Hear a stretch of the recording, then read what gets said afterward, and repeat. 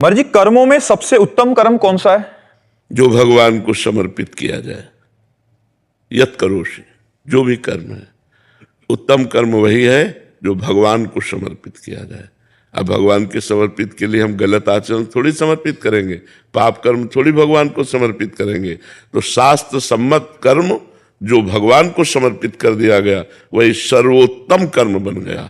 देखो, लोग गंदे मार्ग में आनंद ढूंढ रहे हैं, शराब पीना, मांस खाना, व्यभिचार करना, अंडा खाना, मछली खाना, जीव जंतुओं को वो उसमें आनंद खोज रहे हैं। किसी भी जीव को अगर कष्ट पहुंचाओगे तो लाख गुना बढ़कर कष्ट वो तुम्हें प्राप्त होगा।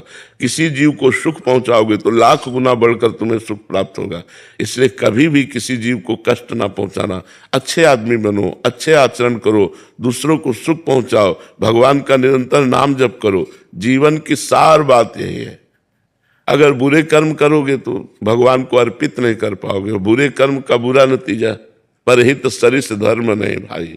दूसरों को सुख पहुंचाने जैसा धर्म नहीं है। हम दूसरों को सुख पहुंचाएं, परोपकार करें और वो कर्म भगवान को समर्पित करें।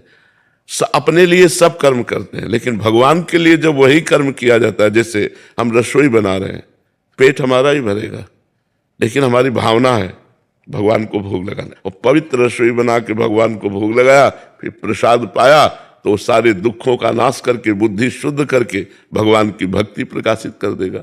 भोजन वही, अब तुरंत बनाया और खाने लगे, वही भोजन, भोग लगाया और फिर प्रसाद रूप से पाया, बहुत अंतर हो गया।